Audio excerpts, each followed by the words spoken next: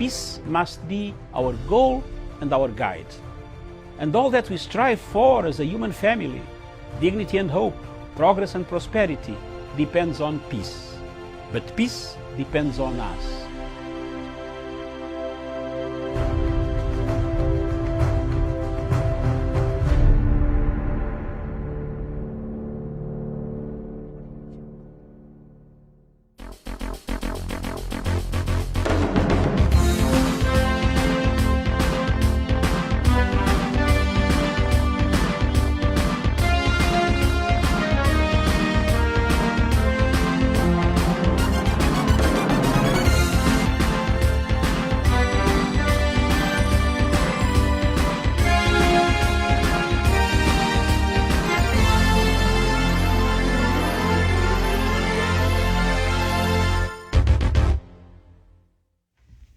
To you, and thank you so much for finding time to joining us today, the 2nd of August 2021.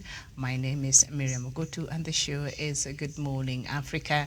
It is a pleasure to have you on board, and of course on the show we bring you the latest from Kenya by going through the news, latest news by reviewing the leading newspapers in the country. And so I shall just read through the headlines as we wait for our panelist this morning. And on the Daily Nation, the main headline there reads, Ultimate Kingmaker Political Game biled as the third force in the 2022 election after Deputy President William Ruto and ODM leader Raila Odinga, the One Kenya alliance of Kalonzo Musyoka, Musalia Mudavadi, Moses Wetangula and Gideon Moi could also make up the swing vote, and the story is on page 4 of the Daily Nation. And just after their world risks losing COVID-19 gains, globally cases have increased by 80%. And abortive bombings that failed the coup, 680 kilos of explosives were to be fired. The story is on page 12. And then bursary wars for parents as Form 1s report to school today. And the main pictorial on the Daily Nation there is Omanyala sprints his way to fame. Ferdinand Omanyala Omurwa yesterday made history as the first Kenyan to reach the 100-meter semi-finals at the Olympic Games in Tokyo, Japan. So the story is on the back page. All right. And then we move on to the Star newspaper. And the main headline on the Star newspaper, big parties lose, small ones gain in new cash bill. Proposed law removes a stringent funding eligibility threshold. I apologize. And then the main pictorial there, I'm just getting started, says Omanyala. Up the monthly upkeep, woman sues House of Grace Bishop for child maintenance. The story is on page 2 of the Star newspaper. And then it is compulsory. It is time for compulsory universal health care, and former Prime Minister Raila Odinga has vouched for compulsory universal health insurance cover for all Kenyans. The ODM leader said the COVID-19 pandemic has shown Kenya the need to have access to quality and reliable health care. The story is on page 8 of the Star newspaper. And then just down there below that, judge orders the Star newspaper must pay 22 million Kenya shillings for defamation. The same paper I'm reading, so I'll just find out what that is about on page 4 and 5 of the Star newspaper. And Nairobi hospitals expand ICUs amid rising COVID-19 cases. The story is on page 23 of the Star newspaper. And I think today we might want to look at that and find out what's really happening, because it appears that a lot of Kenyans have, become very reluctant in adhering to these restriction measures that have been put in place to ensure they are safe and their loved ones are safe. And so we've seen not just in Kenya, but indeed across the world, as I read there, one of the headlines earlier, where now there's been a spike of 80% globally. So this should be a cause for concern to all of us. COVID-19 is here. And so we have to learn to live with it, and in doing that, we have to ensure that we are safe. We protect ourselves and we protect the people that we love.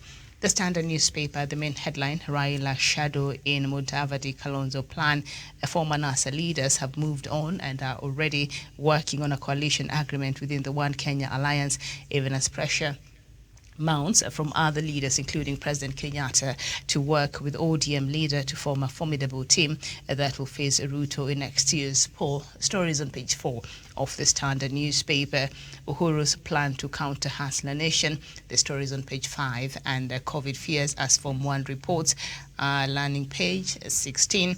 And ward reps conditions to Samboja and ward representatives, those are the MCA's conditions to Samboja, and Uganda gets COVID jabs from China. So that is what we have on the main headlines on the leading newspapers in Kenya this morning. So I think perhaps I'll just get into the COVID stories, and then we can look at other politics related. But I think it's important. Kenya seems to have forgotten that we're in the middle of a pandemic, and so the Ministry of Health last week on Friday came out and reiterated and reminded Kenyans that it is important, of course, issuing new restrictions, and the ones that were issued earlier also.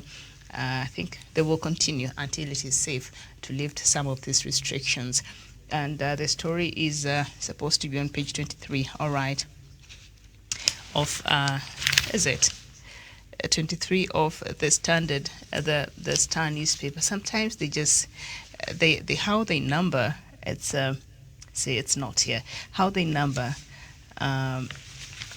their stories sometimes is very difficult. The Star newspaper, you have to do better to make it easier for us as we try to go through your content and to let Kenyans know. So maybe I'll just go to the Daily Nation, page 10, and find out. It's not the first time they put a story and a page down there, then you go looking and it's completely on a different page, and so you stumble there a little bit, but it's all right.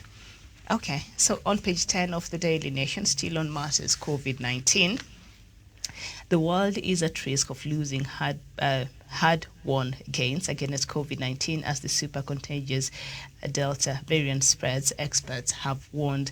The World Health Organization said COVID-19 cases increased by 80% over the past 4 weeks in most parts of the globe. A surge has also been reported in Kenya, with the Ministry of Health recording another all-time high after detecting 1,259 positive cases from a sample size of 8,081. This raised the positivity rate to 15.6%, which is almost 3 times what the World Health Organization requires to consider that a country has successfully managed the disease. Across the continent, deaths rose by 80% over the same period, with just 1.5% of the population having been vaccinated. Hard-won gains are in jeopardy of being lost, and health systems in many countries are being overwhelmed. World Health Organization Director General Tedros Adhanom Ghebreyesus, that is Dr. Tedros, said on Friday, in Kenya, where 1,733,100 jabs have been shipped into the country as of Thursday last week. 1,712,550 people have been vaccinated, representing just 2.4% of the adult population. This happened as a new variant known as Lambda, first detected in Peru, was reported in 28 countries. The South American nation has the highest per capita coronavirus death rate in the world right now. So although the bulk of the transmissions are driven by Delta, which was first detected in India, scientists have seen a rapid spread of Lambda. In recent weeks, it has now been categorized as a variant of interest among 3 others, that is Eta, Iota, and Kappa. And so there you go, a new variant there in COVID-19 that is equally dangerous. And so more reason for us to be very careful even as we go about our, daily activities. Please, if you can stay away from a large crowd wherever you are, that will be best for your own good.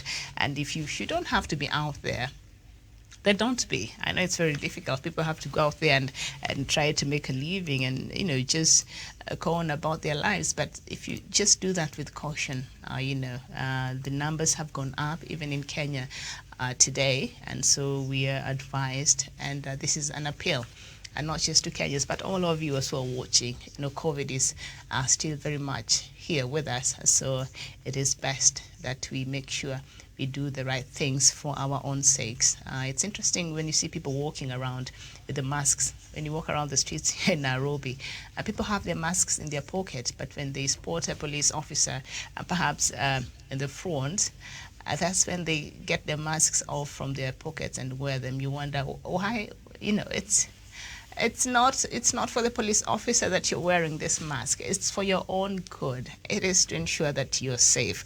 And so it's very queer behaviors you see in the streets. We are joined this morning by Samuel Tawish. Samuel, a very good morning to you, and thank you so much for being with us.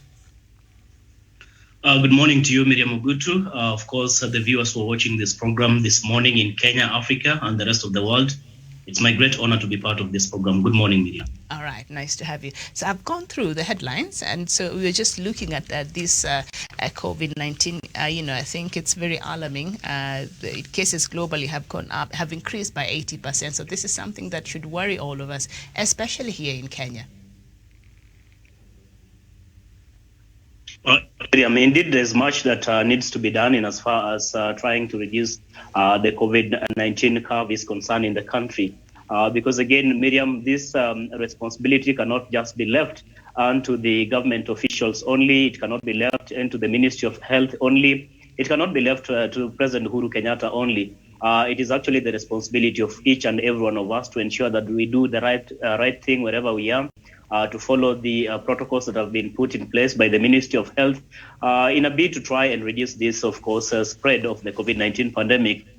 It is truly disheartening, Miriam, that at a time when all of us should pull together and, of course, demonstrate that oneness in as far as the fight against this pandemic is concerned, there are other people, especially even the ordinary people themselves, like you have alluded to, who do not take it necessary, really, to say where even they put on their masks, like you've cited.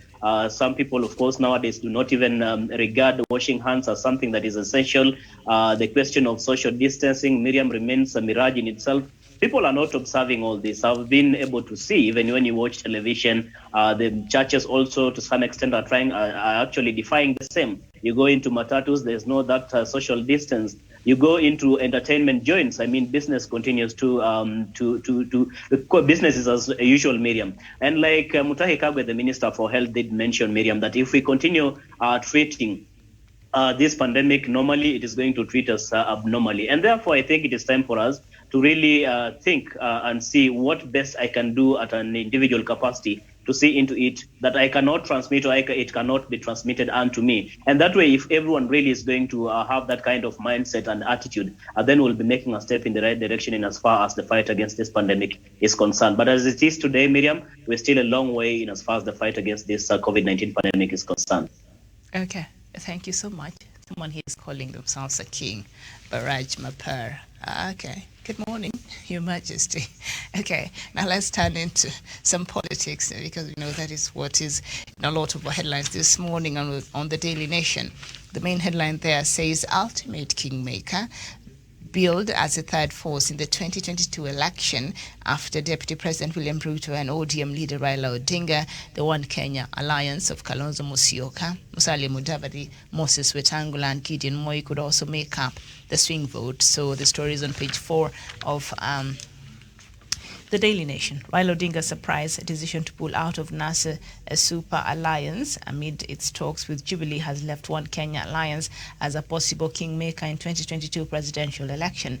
Oka billed as the third force in the race, pitting Mr. Odinga against Deputy President William Ruto, brings together Wiper Party leader Kalonzo Musyoka, Musalia Mudavadi of Amani National Congress, and Ford Kenya's Moses Wetangula, and KANU Supremo Gideon Moi. So One Kenya Alliance will be the 2022 kingmaker after all. This is according to this story on the Daily Nation. What's your take on that? Miriam, I think it will be premature for us really to rule out any possibility, one of any candidate working with the other candidates, or this alliance forming, or this party forming an alliance with another alliance or another political party. Because again, Miriam, between now and next year's general election, I believe we have about 12 months, if I'm not very wrong. And therefore, they say in politics a day is very big, and it can change the direction, or it can change the tide in as far as the direction of our politics is concerned.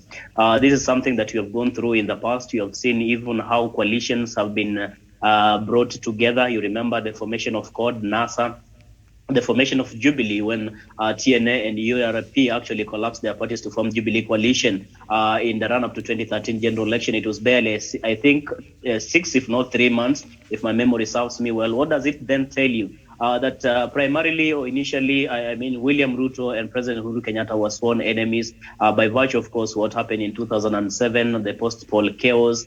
And in itself, we all know what exactly happened in this country. And people were ruling out the possibility of William Ruto working with, say, the Kikuyu Nation or President Uhuru Kenyatta to that effect. But again, they surprised many, and they worked together. They managed to win the 2013 election and, of course, the subsequent 2017 general election twice. In itself, Miriam, indeed, it tells you that anything is possible. Look at if Kalonzo Musyoka. I remember in the run-up to 2013 general election when former Senator for Machakos did come out and say he's working on a modality on how former Vice President Kalonzo Musyoka was going to work with ODM and Raila Odinga in as far as the 2013 general election. Kalonzo came out and ruled out any possibility. He said no one can speak for himself. In any case, if he has anything to communicate to his supporters, to his party, or even to the country, he will do it himself. But eventually we saw Kalonzo Musyoka coming and teaming up with Raila Odinga. The same happened in 2017. Even Musalia Mudavadi today, who says that there's a lot of mistrust, or rather there was a lot of mistrust in the NASA coalition that informed them, of course, to begin the process of exiting NASA, has been but ruling the possibility of working with Raila Odinga. This is not the first time. We saw it in 2013 when he attempted to contest for presidency. But again, in 2017, they came together. So that is the nature of politics. As they say, it is about the interest. There's no permanent enemies or permanent friends. It's about where your interests are best secured. And I think as we get into 2022, I beg your pardon, general election, there's going to be a lot of surprises, especially for those who do not understand how politics is being played. But for some of us, even if say Mudavadi was to team up with William Ruto or Kalonzo Musyoka with William Ruto, I won't quite be surprised because that has been the nature of our politics. But what I want to submit as I finalize on this, my submission, Miriam, is that we want to see these coalition building, coalition formations, people coming together more so for the interest of the people of Kenya, to make sure that they are coming together because they want to provide services for the people of Kenya, and not necessarily because of the political antagonism or the superiority complex that who is bigger than the other. Like we are seeing now with the Oka Alliance. I mean, they have come together, yes, but again, they look like they're not certain because each of them is trying to pull on a different direction. Each of them is saying, this is the right time for me. You have to support me. They are citing different reasons as to why they are best suited, really, to be the flag bearers. And in itself, therefore, it makes it difficult for them to stand united. Miriam, also, you remember there was a time people were pushing really for the NASA unit was more united when, of course, the Jubilee or the ruling party wasn't quite impressed with that kind of unity. But at a time when the President of the Republic of Kenya will be exiting power in 2022, has even asked and called upon the NASA principals to stick together, that out of this unity, maybe we might get one person who is going to be the flag bearer for NASA. And maybe in itself also President Kenyatta can maybe give his support to this particular individual. But look at what is happening. They are scattered. Everybody is running into their own direction. We do not understand if finally they will come together. But that is the nature of politics. We have to actually understand and try to live with it, Miriam, I submit. All right. And speaking about coming together, Samuel Tawisha, was it yesterday I watched the Right Honorable former Prime Minister Raila Odinga saying that his division or the separation from NASA, he said NASA served the purpose that was meant to serve then, but him and his former, they're still in coalition according to the papers because they've not really, had a formal, a divorce yet. I think they're in the process, but they're saying they will reunite. He said with such assurance that they will reunite in the very near future, hopefully before the next elections there. So that perhaps could, we will advise the way we see these four acting right now, not being quite decisive or speaking in one voice, because I think they're still trying to reach out and see how they can work together again in a new outfit. I don't know. That is what I got from whatever he was saying yesterday. What's your take? Absolutely, Miriam. It is possible that these individuals will come together. Earlier on, before I joined this program, I was listening through, of course, a certain program in one of the local televisions right here in Kenya. And I could see the representatives from various political parties drawn from ODM, ANC, and I believe Wiper, who are making, of course, who are being interviewed on television. And I looked into there was some commonality with which they were trying to address the concern about whether really they are going to be united or not. And everyone was saying, by the end of the day, we are likely going to have all these people actually work together, including even KANU. I saw William Kamket, of course, also saying that all of us, by the end of the day, we are going to work together. But I think what is informing this reality that all these principles or the opposition parties are going to work together is the understanding or the circumstance that if we are going to go divided, then we will be diminishing our chances of winning the coming general election. I mean, that is a reality, that is a fact. And in itself, therefore, they know if I'm going to go alone, I'm not going to maybe say to court more friends and make sure I build a very formidable party or machine as we head into 2022, then it will be as good as done. I mean, they will be defeated on the ballot. So in itself, I think it is the circumstances that are really pushing these people to unite once more. And also the interest, because what is the essence of you running and really failing? It is better you run and come together so that at least you can negotiate for something. Because anyway, that is the nature of politics, that maybe you're going to be appointed this ministerial post or parastatal post, so you're going to become an ambassador or foreign affairs for that matter. If you are to take a case of Kalonzo Musyoka of Wiper, is a very good diplomat. So if those are some of the negotiations that pre-election a negotiation that these principals can have in as far as 2022 general election. But what I want to say, Miriam, this morning is that the NASA formation, as it were before, and now we are having One Kenya Alliance and other formations that will be coming, for them really to make an impact in as far as 2022 general election will really matter whether they are going to go into this election as a formidable force, a united formidable force, or are they going to go as scattered and disintegrated. If they go that way, then I'm telling you they will be cooked by William Ruto as early as 8 in the morning, Miriam. And that is a fact. Okay. Thank you. Before you move on to another story here on parties on the sport of a misuse of funds, that is another report by Auditor General Nancy Gathungu. I think she's been working overtime, and I like, because every week, as you know, we look at reports that her office have, unearthed a lot of things that are happening and misuse of funds. So we will get to that in a bit. But there's a short story here that has caught my eye on page 7 of the Daily Nation. Somalia finance minister sues journalist over plot to kill him.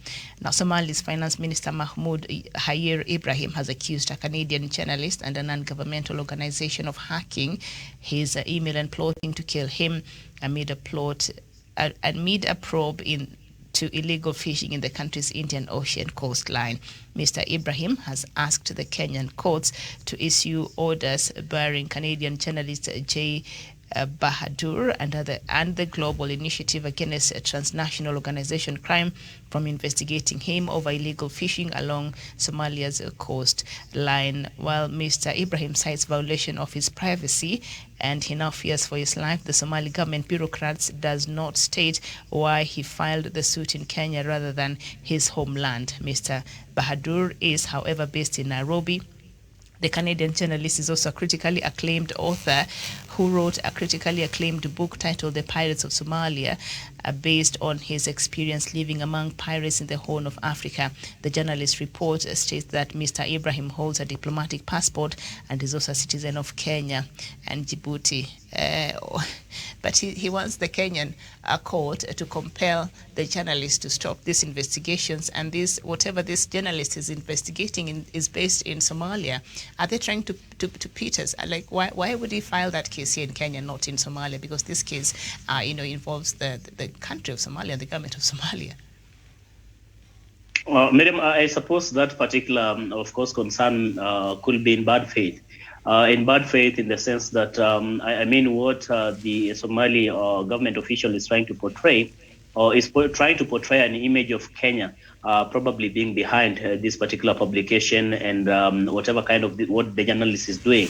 And that is maybe why he has found it fit to come and, of course, report the same to the Kenyan authorities or to the Kenyan courts to try and issue Of course, that gag for them not to continue doing this particular, of course, investigative pieces or stories in as far as the Indian Ocean waters are concerned. But it in itself, of course, it's raising eyebrows why he wouldn't do it in Somalia, because again, if he's doing it in Somalia or in Indian Ocean, of course, in the part of Somalia, why is it that he cannot do the same in Somalia, but he resorts to bring it to Kenya? But I think it is a whole script of machination, Miriam, and trying to paint Kenya in bad faith, that probably it's Kenya which has granted the rights for these particular journalists or individuals really to undertake this assignment, which seeks maybe to bring out maybe a conclusion that maybe these waters belong to Kenya, or this part of the waters really belong to Kenya and not Somalia. I think it's trying to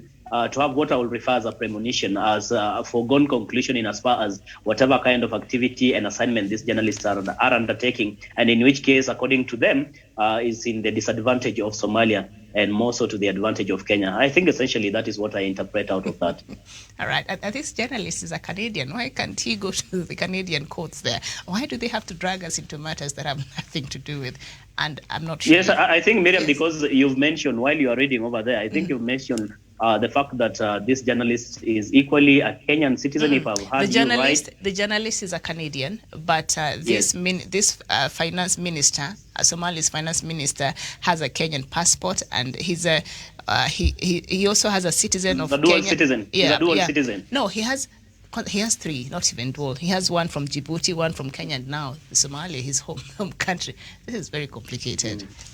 Yes, he has three. All right. Okay. On page 6, parties on the spot over misuse of funds. Political parties spend a huge chunk of the millions of shillings they receive from the exchequer to pay office rent and offset staff salaries instead of promoting democracy. Auditor General Nancy Gathungu states in a report that a huge percentage of the money is used to meet the cost of organizing meetings of party organs and then at the national level. This includes national executive councils, governing councils, parliamentary groups, and the youth, women, and disability leagues. Speaking to the nation yesterday, Makueni Senator Mutula Kilonzo Jr. regretted that the kitty has failed to serve its intended purpose. The political parties, the money that they're given, apparently they're supposed to be promoting democracy. I don't know if you've seen that happen.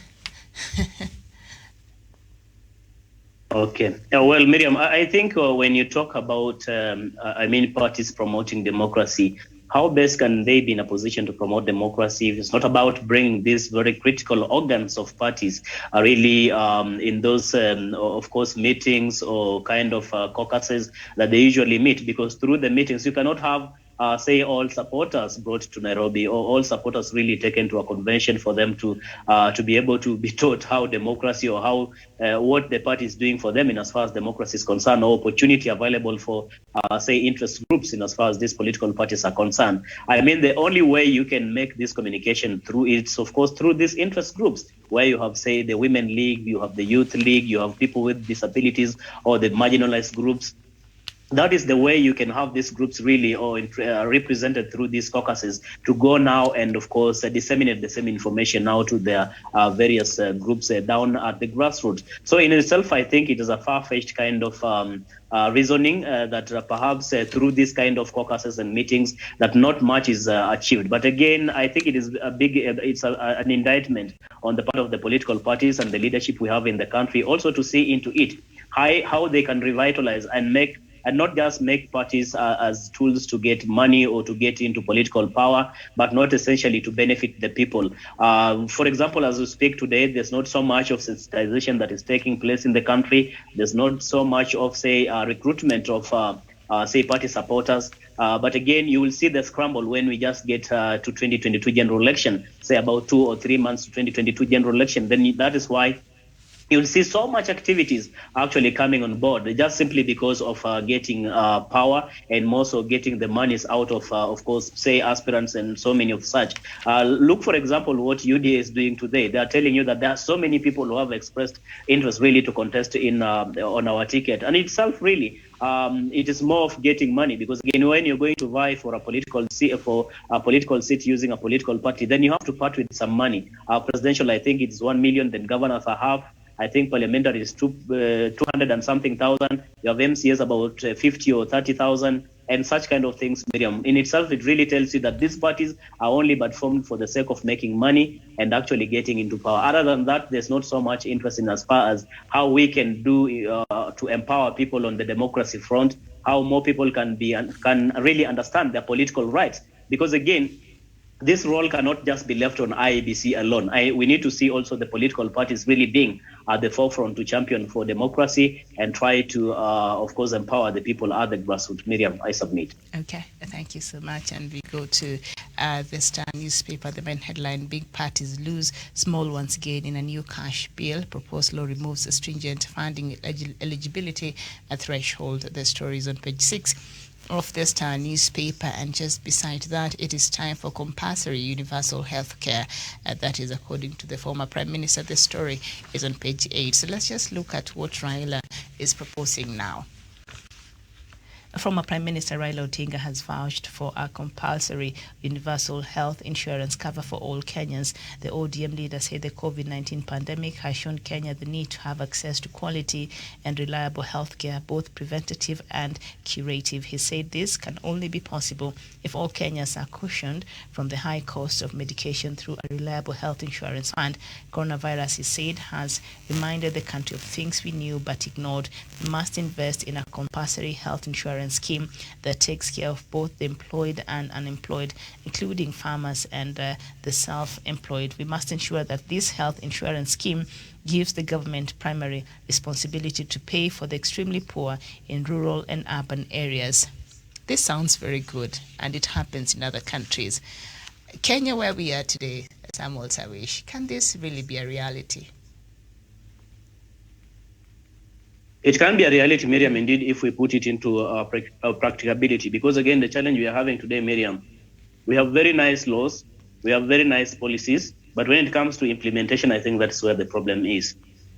Many times what our leaders speak is actually in variance with, of course, what they do. I mean, their action is not in tandem with what they do, or what they say rather. So I think basically, Miriam, this is a very good idea. This is a very good policy if implemented, and I think it will go a long way in alleviating the pain that so many ordinary Kenyans really go through in as far as accessing there's very critical services, the healthcare services, which is very, very critical. And many people today, as we speak, Miriam, really go through a lot of pain in as far as, say, even raising funds to make sure that maybe your kin can get treatment, they can get good medication for that matter. I mean, you are just left at the mercy of, say, of public hospitals, some of which sometimes do not have even the very necessary facilities, do not have maybe enough drugs, or sometimes even there are not enough doctors or medical personnel really to attend to our patients or to people when they go to seek for these critical services. So what are we trying to say in essence, Miriam? We as a country have very good ideas. We have very good policies in place, and some of them which we really envision, like the one which former Prime Minister Raila Odinga is talking about. But really, normally what happens when these people get into power, I mean, they forget this completely. It becomes like a pipe dream. So I think this is something that once these individuals or political aspirants come and promise the people, we want to put them to task to make sure that they implement the same, without which we cannot trust them. Look into what Deputy President William Ruto is promising people today. It's almost the same thing he was speaking when we are getting into 2013 general election to 2017 general election. He was speaking with a lot of vigor, like this is what we are going to do as Jubilee once you elect us into office. But what happened once they were elected? He abandoned President Uhuru Kenyatta. He began, of course, concentrating on 2022 general election. For him, it's just about getting the presidency in 2022 and nothing more of service to the people who elected him. So the first thing that we'll really use as a benchmark will be what is your track record? What is it that you have done? and what is the possibility that you're going to do a different thing altogether this time round, given the opportunity? So I think it's a good policy, it's a good idea. We want to see how the same is going to be implemented, if at all these individuals are going to get power come 2022. Okay, thank you. Now, the opposition chief further rooted for an arrangement where the insurance fund is committed in revenue-raising ventures to bring more Kenyans under the cover without incurring out-of-pocket expenses.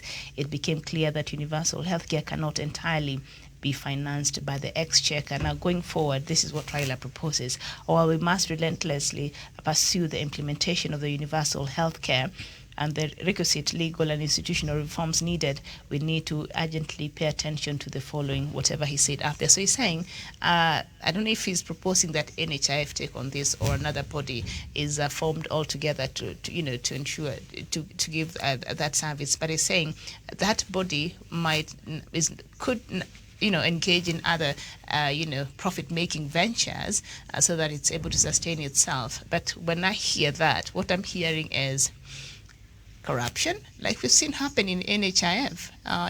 Even there's a case in court right now. So that's good. But I don't know, maybe I'm just too skeptical. But, based on a lot of things that have happened in the past, it's a good idea.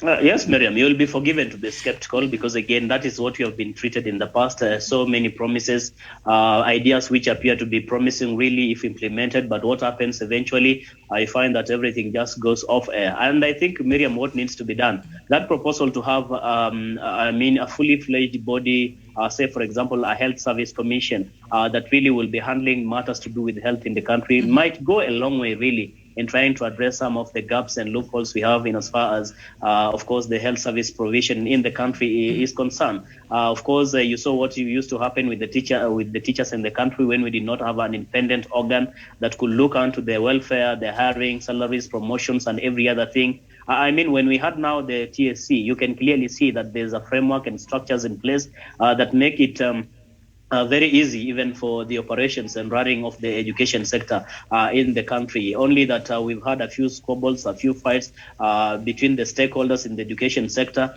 But I think it is something that over time will be addressed because, again, there's an aspect of upsetting the status quo. Many times when you have a new idea or a new organ coming into place, normally it is bound to clash. It is bound for those infights really to occur. But if it's for the good of the industry, if it is for the good of the sector, so be it. So in as far as this suggestion to have, say, for example, an organ that will oversee the health service provision in the country is concerned. And also that idea that Raila Odinga is floating that perhaps we also need to move away and to stretch it further by having, say, investment beyond what really ordinary Mwananchi make as contributions to this kitty. That we want to see, say, for example, these entities go and invest on real estate or, say, for example, agriculture or any other venture that brings more revenue, brings more profits, brings more money to this particular kitty. I think it is an idea which can be implemented, and these are things that have been done in other countries, say, for example, in Norway. If it can be implemented right here in Kenya, then I think it is a step in the right direction and something that we must all support.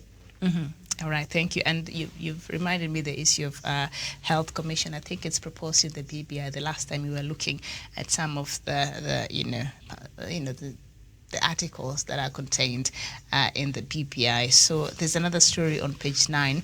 Schools defy Magoha's school fee cuts as Form 1 joined today. Secondary schools are on Monday expected to start admitting Form 1 the more than 1.17 million students who sat the 2020 KCPE exams. A spot check by the staff found that many schools have maintained the old fees despite a directive by Education CS George Magoha to reduce the amount charged. And this was the amount in public schools. So in the directive, Magoha called for a reduction in national schools fees by 8,000 and the reduction of county schools by 5,500. In effect, this would see the fees in national schools decline from 53,000 to 45,000, while county schools to pay 35,000. But as it is, some head teachers have refused to make that adjustment. First of all, government schools, they're not for profit making, right?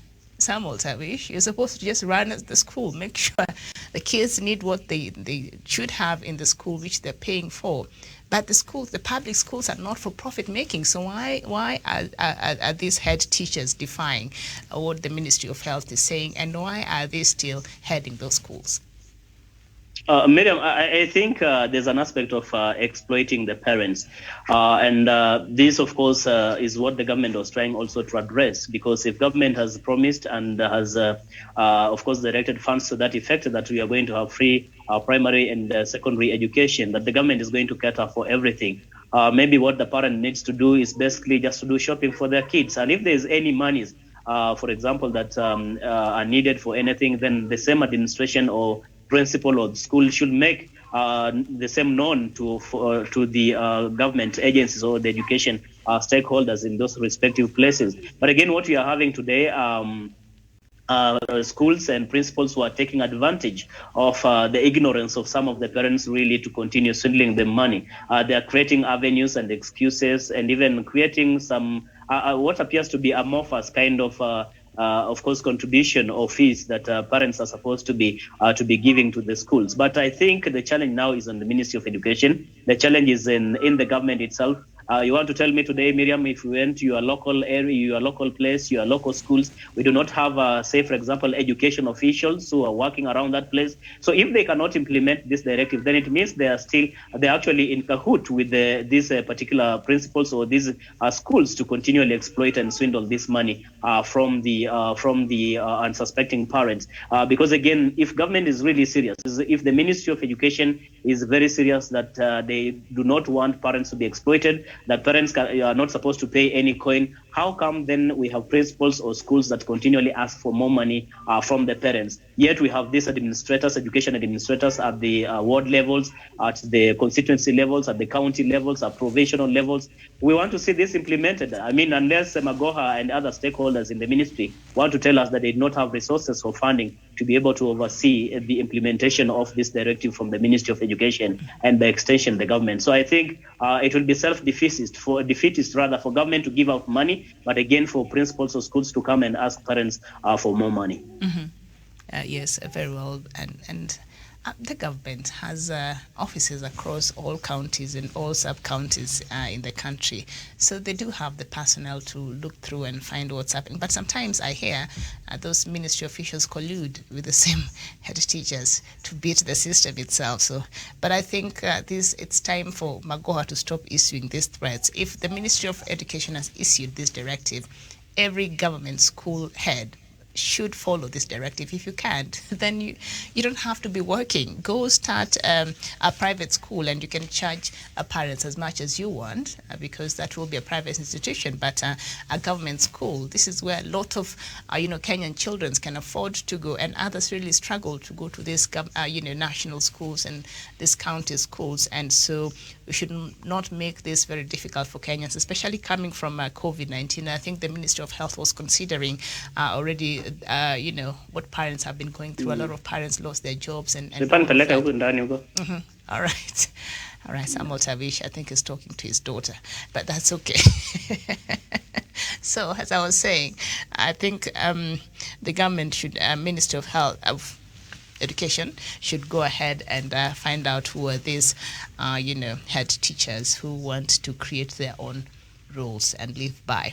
Okay, so on page 8, just a little bit there, bottom-up model to academic, says Mudavadi. ANC leader Musalia Mudavadi has criticized Deputy President William Ruto's bottom-up economic model, saying it is too academic and impractical to implement. Speaking during a church service at ACK Emmanuel Riruta Church in Kawangware, Nairobi on Sunday, Mudavadi said the economic model offers no practical solutions to Kenya's problems. He said Kenya's economic challenges require proper identification followed by the enactment of practical policy changes to address them. Mudavadi said Kenya is faced with an economic crisis that needs a serious attention, but not through models. He said the models only serve to confuse Kenyans who are in dire need of practical steps towards reviving the economy. And while we've all been struggling to understand the bottom-up economy, and I think this is a conversation we've been having almost every day here, Mudavadi is saying it's not offering practical policies, so it's He's wondering how will this even be possible? Are you wondering the same, or you have a better understanding of the bottom-up economic model by the Deputy President? Miriam, I think what politicians should do as alternative to what Deputy President William Ruto is trying to hoodwink the public is to try and provide what appears to be the best alternative. We don't want just to see the likes of, say, Kalonzo Musyoka or Musalia Mudavadi or Wetangula or anybody come and just try to fight what that William Ruto is doing, whether it is going to be practical or not on the part of William Ruto. I think they should come up with their own models on how they are going to empower and ensure that there's going to be a complete shift and recovery in as far as our economy is concerned here in Kenya. That is the only way, of course, that will be able really to weigh or to have a balance between, and when we are looking into these individuals, the presidential hopefuls will be able to look into whatever kind of vision, the kind of manifestos, the kind of plan they have in as far as making sure that they uplift the economy of this country is concerned. So in itself, I think what former Vice President, that is Musalia Mudavadi and others, should be concentrating on is to tell us what is the alternative they have in as far as doing this economic recovery is concerned. As for Deputy President William Ruto, this is something that is far-fetched, something that even most of his allies or people who are close to him, even including himself, cannot quite really even explain to the people of Kenya how he intends to do this, how he intends to help the mamambogas, to help the border-borders, or to help the Juakali sector. He does not have what appears to be a policy, a firm policy upon which this is going to be implemented. But when you look onto the other side, for example, President Uhuru Kenyatta, when you talk about how we want to empower the youth, it's about a policy, it's about a law that is anchored in our constitution that will be able to oversee how funds are going to go to the youth, how more funds is going to go to the county levels, how funds are going to go to the ward levels. I think in itself, Miriam, if you are to really gauge or have a balance between the two, you'll be easily convinced that President Uhuru Kenyatta's vision is better. And I think this is what most Kenyans will really associate themselves with, other than what appears just to be a smoke screen or a promise that is not anchored on anything but just a kind of euphoric and populist politics to win the hearts of the people just for the sake of gaining power, but nothing thereafter. Miriam, I submit. Okay, thank you. And we turn our attention to the Standard newspaper now. Raila shadow in Mudavadi Kalonzo plan. I think we've tackled that, so let's not do it again, at least not for now. Uhuru's plan to counter Hustler Nation. The story is on page 5. And so others. Okay, so let's go to page 8. By-elections clash for Jubilee, UDA and Wiper. Another set of political contests between President Uhuru Kenyatta's allies and those of his deputy William Ruto are in the offing after the Electoral Agency set a date for the 3 by-elections. The Independent Electoral and Boundaries Commission, IEBC, has declared dates for by-elections in Wajir, Meru and Makueni counties, coming against the backdrop of recent by-elections in Kiambaa and Muguga, both in Kiambu County, the president's backyard. The exercise will provide another opportunity for the leaders to flex their muscles and consolidate support. Do you think by now perhaps Jubilee has learned from its previous mishaps that costed them some of these by-elections, and are we expecting them to do better next time? Because it appears it will pit UDA and Jubilee again, owing to the popularities of the Jubilee party in these areas. Well, Miriam, the only way we can know for a fact that say any party, and in this case Jubilee, has learned lesson is how they are going, for example, to change its tact, how it's going to approach the new challenge, the challenges ahead of them. You've mentioned that we are expecting an epic battle amongst the 3 political parties. You've mentioned UDA, Wiper, and I think Jubilee Party in as far as the upcoming by-elections are concerned. Most, I think it is the ward by-elections, if I'm not very wrong, including one in Kiago Ward in Meru County. And Miriam, we are waiting to see really if Jubilee as a party has learned any lessons out of the recent by-elections you've had. It is good, yes, to come out and say maybe the vote was rigged, it was stolen. The question is, then you lack strategy. Where were you when the vote was being stolen? In itself, when you allow loopholes, when you allow gaps that even will allow your opponents or permits your opponents to come and steal your votes, then in itself it tells you that, or the conclusion that we draw as observers is that you did not have concrete strategies in as far as how, one, you're going to mobilize your people to vote, and second, how you're going to protect the votes. I think in itself trickles down to a lack of strategy. Therefore, if you are to authoritatively say Jubilee has learned lessons, then I think this provides yet another opportunity and challenge for them to live up to that expectation of most of its supporters, that maybe they have learned one or two lessons out of the recent setbacks in as far as the by-elections are concerned, and therefore they are ready really to change tax and strategy so that they can actually win, say, this coming by-election. And also it will give them more rejuvenation and more hope that even as we head into 2022 general election, Jubilee is not going into its deathbed, but it's actually rejuvenating, and it's one of the most formidable political parties that we have in as far as 2022 general election is concerned, Miriam. So in itself, we need to wait and see what kind of new strategies are they going to engage. Are they going to have the same excuses? Are they going to have the same blame game that IEBC has colluded with this party to rig Jubilee out of this election? Why don't they actually stand up and make a concrete approach and strategy to make sure that really they are not going to be crybabies when it comes to these particular by-elections? Because again, we are watching, their bedrocks are watching, the whole country is really watching what is going to come out of this. And remember, even the opponents in the name of UDA and the Hustler movement will not be leaving anything to chance. So this is going also to be a very epic battle, Miriam, if I should put it that way. And we should brace for more of this in the coming days as more of these parties continue to flex muscle and show the superiority in as far as 2022 is concerned. Mm-hmm. Thank you so much. And that is where we end our show this morning. Samuel Tawish, it has been a pleasure. Thank you. And thank you, our viewers, for watching. This has been Good Morning Africa. I'll be back here at 11 a.m. with more discussion. And I will let you know what we'll be talking about then. My name is Miriam Ogutu. Good morning.